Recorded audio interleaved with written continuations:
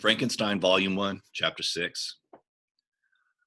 On my return, Victor says, I found the following letter from my father. Remember, these are all letters. To Victor Frankenstein, my dear Victor, you have probably waited impatiently for a letter to fix the date of your return to us. And I was at first tempted to write only a few lines, merely mentioning the day on which I should expect you. But that would be a cruel kindness, and I dare not do it. What would be your surprise, my son, when you expected a happy and gay welcome, to behold, on the contrary, tears and wretchedness? And how, Victor, can I relate our misfortune? Absence cannot have rendered you callous to our joys and griefs. And how shall I inflict pain on an absent child? I wish to prepare you for the woeful news, but I know it is impossible. Even now, your eye skims over the page to seek the words which are to convey to you the horrible tidings. William is dead.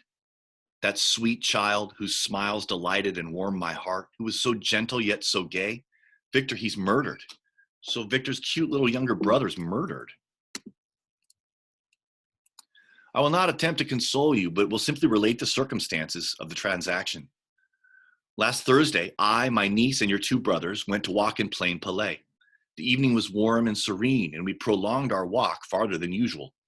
It was already dusk before we thought of returning, and then we discovered that William and Ernest, who had gone on before, were not to be found. We accordingly rested on a seat until they should return. Presently Ernest came and inquired if we had seen his brother. He said that they'd been playing together, that William had run away to hide himself, and that he vainly sought for him, and afterwards waited for him a long time, but that he did not return. Well, this account rather alarmed us, and we continued to search for him until night fell, when Elizabeth conjectured that he might have returned to the house.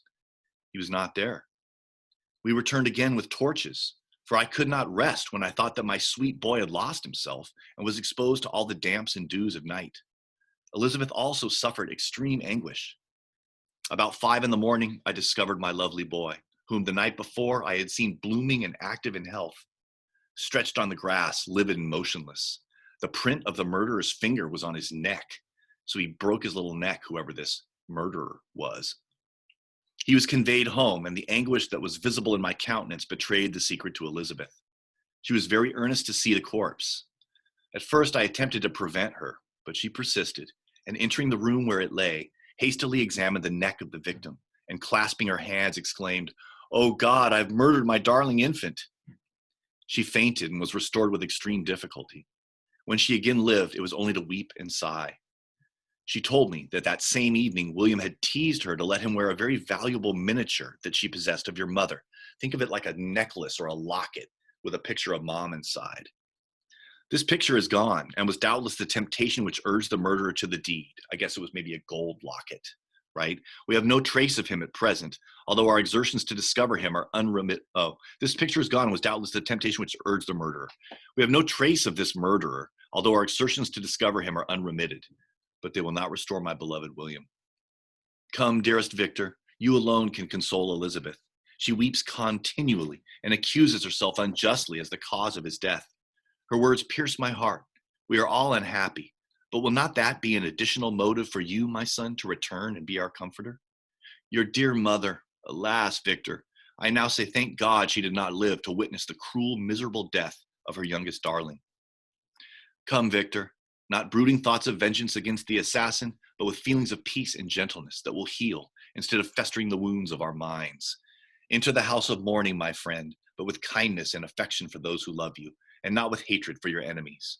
Your affectionate and afflicted father, Alphonse Frankenstein. Victor picks up the narration again. Clerval, who had watched my countenance as I read this letter, was surprised to observe the despair that succeeded to the joy I at first expressed on receiving news from my friends. I threw the letter on the table and covered my face with my hands. "My dear Frankenstein," exclaimed Henry when he perceived me weep with bitterness, "are you always to be unhappy? My dear friend, what has happened?"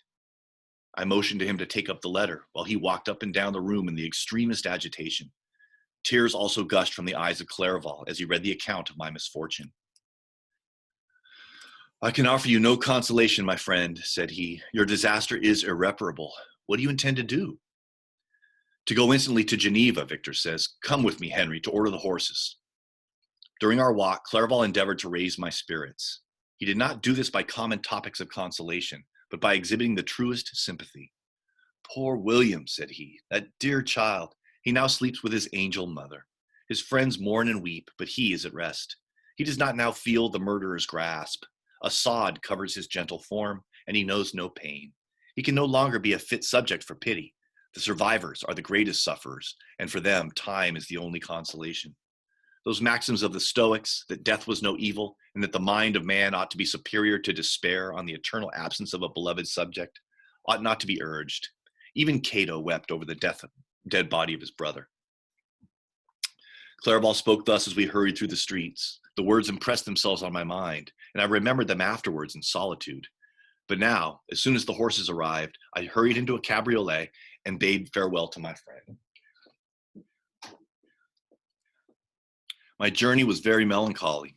At first I wished to hurry on, for I longed to console and sympathize with my loved and sorrowing friends.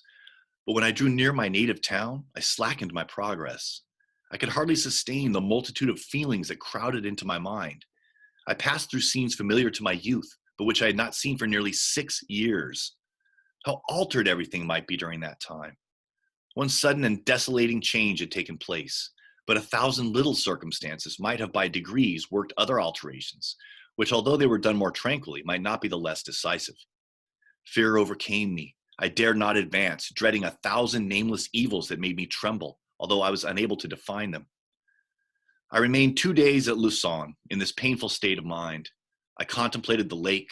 The waters were placid. All around was calm, and the snowy mountains, the palaces of nature, were not changed. By degrees, the calm and heavenly scene restored me, and I continued my journey toward Geneva. The road ran by the side of the lake, which became narrower as I approached my native town. I discovered more distinctly the black sides of Jura and the bright summit of Mont Blanc. I wept like a child. Dear mountains, my own beautiful lake, how do you welcome your wanderer? Your summits are clear, the sky and lake are blue and placid. Is this to prognosticate peace or to mock at my unhappiness? I fear, my friend, that I shall render myself tedious by dwelling on these preliminary circumstances, but they were days of comparative happiness, and I think of them with pleasure. My country, my beloved country, who but a native can tell the delight I took in again beholding thy streams, thy mountains, and more than all, thy lovely lake. Yet as I drew nearer home, grief and fear again overcame me. Night also closed around, and when I could hardly see the dark mountains, I felt still more gloomily. The picture appeared a vast and dim scene of evil, and I foresaw obscurely that I was destined to become the most wretched of human beings. Alas, I prophesied truly, and failed only in one single circumstance, that in all the misery I imagined and dreaded, I did not conceive the 100th part of the anguish I was destined to endure. It was completely dark when I arrived in the environs of Geneva. The gates of the town were already shut, and I was obliged to pass the night at Secheron, a village half a league to the east of the city. That's how I imagine it's pronounced. The sky was serene, and as I was unable to rest, I resolved to visit the spot where my poor William had been murdered. As I could not pass through the town, I was obliged to cross the lake in a boat to arrive at Plain Palais.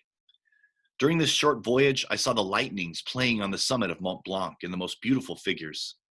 The storm appeared to approach rapidly, and on landing, I ascended a low hill that I might observe its progress. It advanced. The heavens were clouded, and I soon felt the rain coming slowly in large drops, but its violence quickly increased. I quitted my seat and walked on, although the darkness and storm increased every minute, and the thunder burst with a terrific crash over my head. It was echoed from Salève, the Juras, and the Alps of Savoy. Vivid flashes of lightning dazzled my eyes, illuminating the lake, making it appear like a vast sheet of fire. Then for an instant, everything seemed of a pitchy darkness until the eye recovered itself from the preceding flash. The storm, as is often the case in Switzerland, appeared at once in various parts of the heavens. The most violent storm hung exactly north of the town, over that part of the lake which lies between the promontory of Bellerive and the village of Coppet. Another storm enlightened Jura with faint flashes, and another darkened and sometimes disclosed the Merle, a peaked mountain to the east of the lake. While I watched the storm like a romantic, so beautiful yet terrific, I wandered on with a hasty step. This noble war in the sky elevated my spirits. I clasped my hands and exclaimed aloud, "William, dear angel, this is thy funeral, this thy dirge." As I said these words, I perceived in the gloom a figure which stole from behind a clump of trees near me. I stood fixed, gazing intently. I could not be mistaken. A flash of lightning illuminated the object and discovered its shape plainly to me. Its gigantic stature and the deformity of its aspect, more hideous than belongs to humanity, instantly informed me that it was the wretch, the filthy demon to whom I had given life. What did he there? Could he be, I shuddered at the conception, the murderer of my brother? No sooner did that idea cross my imagination than I became convinced of its truth.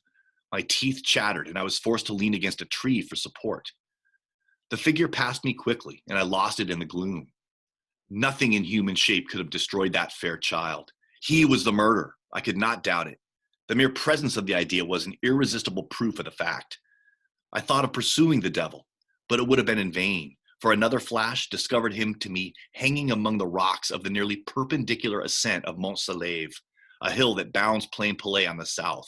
He soon reached the summit and disappeared. So the creation scales a vertical fucking cliff in no time at all and disappears up over the top. I remained motionless. The thunder ceased, but the rain still continued, and the scene was enveloped in an impenetrable darkness. I revolved in my mind the events which I had until now sought to forget, the whole train of my progress toward the creation, the appearance of the work of my own hands alive at my bedside, its departure. 2 years had now nearly elapsed since the night on which he first received life. And was this his first crime? Alas, I had turned loose into the world a depraved wretch whose delight was in carnage and misery. Had he not murdered my brother? No one could conceive the anguish I suffered during the remainder of the night, which I spent cold and wet in the open air. You notice how much time Victor spends whining about how hard it is for him? But I did not feel the inconvenience of the weather. My imagination was busy in scenes of evil and despair. I considered the being whom I had cast among mankind and endowed with the will and power to effect purposes of horror, such as the deed which he had now done, nearly in the light of my own vampire, my own spirit let loose from the grave and forced to destroy all that was dear to me. Day dawned, and I directed my steps toward the town. The gates were open, and I hastened to my father's house. My first thought was to discover what I knew of the murderer and cause instant pursuit to be made. But I paused when I reflected on the story that I had to tell. A being whom I myself had formed and endued with life had met me at midnight among the precipices of an inaccessible mountain. I remembered also the nervous fever with which I had been seized just at the time that I dated my creation, and which would give an air of delirium to a tale otherwise so utterly improbable. I well knew that if any other had communicated such a relation to me, I should have looked upon it as the ravings of insanity. Besides, the strange nature of the animal would elude all pursuit, even if I were so far credited as to persuade my relatives to commence it. Besides, of what use would be pursuit? Who could arrest a creature capable of scaling the overhanging sides of Mont Salève? These reflections determined me, and I resolved to remain silent. It was about 5 a.m. when I entered my father's house. I told the servants not to disturb the family and went into the library to attend their usual hour of rising. 6 years had elapsed, passed as a dream but for one indelible trace, and I stood in the same place where I had last embraced my father before my departure for Ingolstadt. Beloved and respectable parent, he still remained to me. I gazed on the picture of my mother, which stood over the mantelpiece. It was an historical subject, painted at my father's desire, and represented Caroline Beaufort in an agony of despair, kneeling by the coffin of her dead father. Her garb was rustic, and her cheek pale, but there was an air of dignity and beauty that hardly permitted the sentiment of pity. Below this picture was a miniature of William, and my tears flowed when I looked upon it. While I was thus engaged, Ernest entered. He had heard me arrive and hastened to welcome me. He expressed a sorrowful delight to see me. "Welcome, my dearest Victor," said he. "Ah, I wish you had come 3 months ago, and then you would have found us all joyous and delighted. But we are now unhappy, and I'm afraid tears instead of smiles will be your welcome. Our father looks so sorrowful. This dreadful event seems to have revived in his mind his grief on the death of Mamma. Poor Elizabeth also is quite inconsolable." Ernest began to weep as he said these words. "Do not," said I, "welcome me thus. Try to be more calm, that I may not be absolutely miserable the moment I enter my father's house after so long an absence. But tell me, how does my father support his misfortunes? And how is my poor Elizabeth?" Ernest says, she indeed requires consolation. She accused herself of having caused the death of my brother, and that made her very wretched. But since the murder has been discovered, the murderer discovered, Victor says, good God, how can that be? Who could attempt to pursue him? It's impossible. One might as well try to overtake the winds or confine a mountain stream with a straw. I do not know what you mean, Ernest says, but we were all very unhappy when she was discovered. No one would believe it at first, and even now Elizabeth will not be convinced, notwithstanding all the evidence. Indeed, who would credit that Justine Moritz, who was so amiable and fond of all the family, could all at once become so extremely wicked? Justine Moritz, Victor says, poor girl, is she the accused? But it's wrongfully. Everyone knows that. No one believes it, surely, Ernest. No one did at first, Ernest says, but several circumstances came out that have almost forced conviction upon us. And her own behavior has been so confused as to add to the evidence of facts a weight that, I fear, leaves no hope for doubt. But she will be tried today, and you will then hear all. So Justine's trial for murder is this very day. Ernest related that the morning on which the murder of poor William had been discovered, Justine had been taken ill and confined to her bed. And after several days, one of the servants, happening to examine the apparel she had worn on the night of the murder, had discovered in her pocket the picture of my mother, which had been judged to be the temptation of the murderer. The servant instantly showed it to one of the others, who, without saying a word to any of the family, went to a magistrate, and upon their deposition, Justine was apprehended. So they found that little locket, that little necklace in Justine's pocket. On being charged with the fact, the poor girl confirmed the suspicion in a great measure by her extreme confusion of manner. She's agitated. Justine's freaking out. This was a strange tale, but it did not shake my faith, Victor says. And I replied earnestly, you are all mistaken. I know the murderer. Justine, poor good Justine, is innocent. At that instant, my father entered. I saw unhappiness deeply impressed on his countenance, but he endeavored to welcome me cheerfully. And after we had exchanged our mournful greeting, would have introduced some other topic than that of our disaster, had not Ernest exclaimed, good God, Papa, Victor says that he knows who was the murderer of poor William. We do also, unfortunately, replied my father, for indeed I had rather have been forever ignorant than have discovered so much depravity and ingratitude in one I valued so highly. My dear father, Victor says, you're mistaken. Justine is innocent. If she is, God forbid that she should suffer as guilty. She is to be tried today, and I sincerely hope that she will be acquitted. Well, this speech calmed me. I was firmly convinced in my own mind that Justine, and indeed every human being, was guiltless of this murder. I had no fear, therefore, that any circumstantial evidence could be brought forward strong enough to convict her. And in this assurance, I calmed myself, expecting the trial with eagerness, but without prognosticating an evil result. We were soon joined by Elizabeth. We're almost done. Time had made great alterations in her form since I had last beheld her. 6 years before, she had been a pretty, good-humored girl whom everyone loved and caressed. She was now a woman in stature and expression of countenance, which was uncommonly lovely. An open and capacious forehead gave indications of a good understanding, joined to a great frankness of disposition. Her eyes were hazel and expressive of mildness, now through recent affliction allied to sadness. Her hair was of a rich dark auburn, her complexion fair, and her figure slight and graceful. She welcomed me with the greatest affection. Your arrival, my dear cousin, said she, fills me with hope. You perhaps will find some means to justify my poor guiltless Justine. Alas, who is safe if she be convicted of crime? I rely on her innocence as certainly as I do upon my own. Our misfortune is doubly hard to us. We have not only lost that lovely darling boy, but this poor girl, whom I sincerely love, is to be torn away by even a worse fate. If she is condemned, I never shall know joy more. But she will not. I'm sure she will not. Then I shall be happy again, even after the sad death of my little William. She is innocent, my Elizabeth, said Victor, and that shall be proved. Fear nothing, but let your spirits be cheered by the assurances of her acquittal. How kind you are. Everyone else believes in her guilt, and that made me wretched, for I knew that it was impossible, and to see everyone else prejudiced in so deadly a manner rendered me hopeless and despairing. She wept.